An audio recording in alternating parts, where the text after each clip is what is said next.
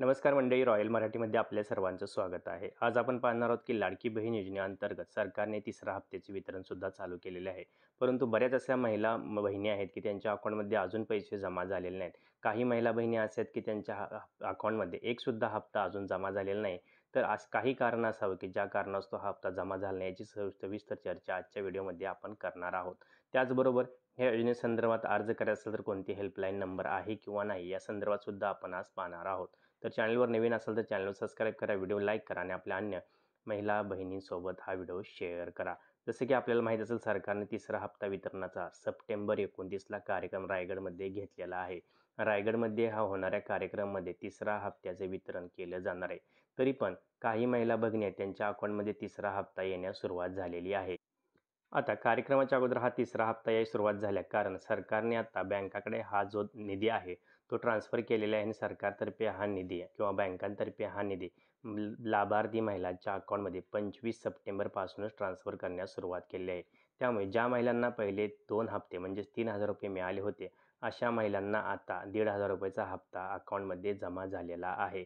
तर ज्या महिलांचे अर्ज आता लगेच म्हणजे सप्टेंबरमध्ये मंजूर झाले होते अशा महिलांना 4,500 किंवा ज्यांना आतापर्यंत एक पण हप्ता आला नव्हता अशा महिलांना 4,500 रुपये सरकारतर्फे ट्रान्सफर करण्यात आलेले आहेत, याची आपण नोंद घ्यायची आहे.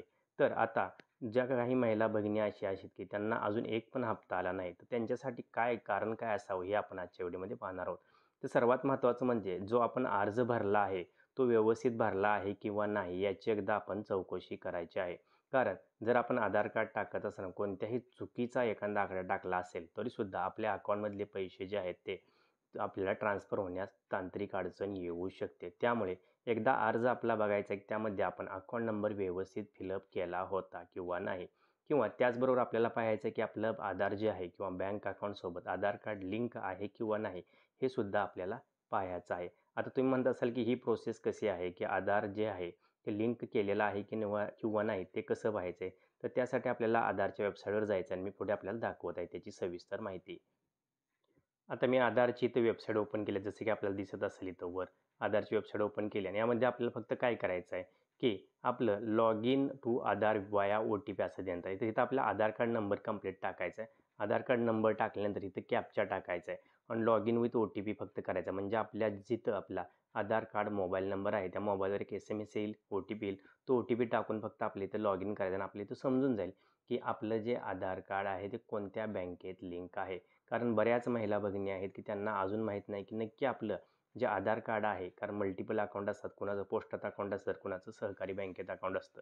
अशा ठिकाणी आपलं आधार कार्ड जे आहे ते लिंक झालेलं असतं आणि ते आपल्याला बरेच दिवस अकाउंट यूज न केल्यामुळे माहीत नसतं. त्या अशामुळे आपण एकदा आधारच्या वेबसाईटला या आणि तिथे एकदा चेक करा की आपलं नक्की आधार कुठे लिंक आहे आणि त्यानुसार बँकेत जाऊन किंवा बँकेचा SMS अलर्ट नंबर असेल बॅलन्स अलर्टचा तर त्यावर आपण कॉल करून ही माहिती घेऊ शकणार आहात.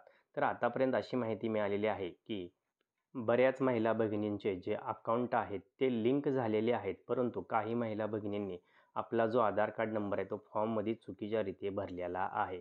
काही महिलांनी जिथं आपला आधार कार्ड जो नंबर आहे 16 अंकीचा असतो तिथं काही महिला भगिनींनी असं करण्यात आलेलं आहे की चुकीची माहिती भरली, 1-2 डिजिट आहेत ते कमी भरलेले आहेत किंवा काही महिला भगिनींनीच अकाउंट नंबर किंवा आधार नंबर हा चुकीचाच भरला असल्यामुळे त्यांच्या अकाउंटमध्ये सरकारतर्फे पैसे ट्रान्सफर करत असताना मोठा प्रॉब्लेम येत आहे. तर ह्याचीच आपण काळजी घ्यायची. एकदा आपण फॉर्म एकदा व्यवस्थित चेक करायचा आहे किंवा जसं मी तुम्हाला ऑलरेडी दाखवले की आधार आपलं लिंक आहे किंवा नाही हे एकदा संपूर्ण व्यवस्थितरित्या पाहायचं आहे आणि त्यानुसार ज्या बँकेत आपलं आधार कार्ड आहे त्या बँकेत जाऊन आपल्याला चौकशी करायची किंवा आपलं पासबुक जर असेल तरीसुद्धा ते भरून आणायचं आहे. जेणेकरून त्यामधून आपल्याला कळणार आहे की आपल्या अकाउंटमध्ये कोणतं ट्रान्झॅक्शन झालेलं आहे किंवा नाही. किंवा आपल्याला ही माहिती असणाऱ्या एखाद्या माणसाला किंवा CSC केंद्रात जाऊन किंवा जिथं आपण अर्ज जमा केलेला आहे अशा अंगणवाडी सेविकेकडे जाऊन सुद्धा आपण ही माहिती पाहू शकणार आहात.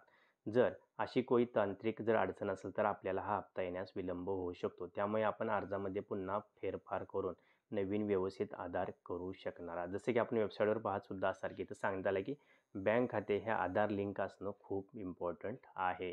त्यामुळेच आपल्या अकाउंटमध्ये हे पैसे येत नसावेत. किंवा सगळ्यात लास्टचा पॉईंट असा असू शकतो की जर आपल्याला एक पण हप्ता आला नसेल तर 29 तारखेपर्यंत आपण वाट पाहायची आहे, कारण 29 सप्टेंबरला हा कार्यक्रम रायगडमध्ये होणार आहे आणि त्या कार्यक्रमानुसार आपल्याला अकाउंटमध्ये पैसे जमा होऊ शकणार. त्यामुळे जर आपण 29 तारखेपर्यंत जर फक्त आपण आपला जो फॉर्म भरला आहे त्यामध्ये आधार कार्ड नंबर किंवा इतर माहिती चेक करा. ती जर व्यवस्थित असेल, आधार कार्ड लिंक असेल तरीसुद्धा आपण काय करायचं आहे की 29 तारखेपर्यंत वाट पाहायची आणि 29 तारखेनंतर आपला बँक बॅलन्स 30 तारखेला चेक करा किंवा ट्रान्झॅक्शन चेक करा आणि त्यानुसार आपण पुढची स्टेप फॉलो करा. आता या योजनेसंदर्भात आपल्याला इथे हेल्पलाईन नंबर एक देण्यात आला आहे, जसं की आम्ही दाखवत आहे. हेल्पलाईन टोल फ्री संपर्क क्रमांक 181 वर ह्या संदर्भात महिला भगिनींनी कॉन्टॅक्ट करायचा आहे, जेणेकरून आपल्याला महाराष्ट्र शासनाकडून याबद्दल काही शंका किंवा माहिती असेल, समस्या असेल तर समाधान करण्यात येणार आहे. तर आपला तरी पण 30 तारखेच्या पुढे सुद्धा जर हप्ता आला नसेल तर 181ला कॉल करा आणि ह्या संदर्भात आपली संपूर्ण माहिती घ्या. तर भगिनींना हीच विनंती आहे की आपण 30 तारखेपर्यंत वाट पाहावी. त्यानंतर जर आपला हप्ता नाही आला तर 181ला कॉल करा. व्हिडिओ शेवटपर्यंत पाहिल्याबद्दल आपल्या सर्वांचे हार्दिक आभार. आणखीन काही ह्या योजनेसंदर्भी आपले प्रश्न असतील तर जरूर आम्हाला कमेंट करून कळवा, जेणेकरून आम्ही तुम्हाला या संदर्भात समाधानकारक उत्तर देण्याचा प्रयत्न करू. जय हिंद, जय महाराष्ट्र.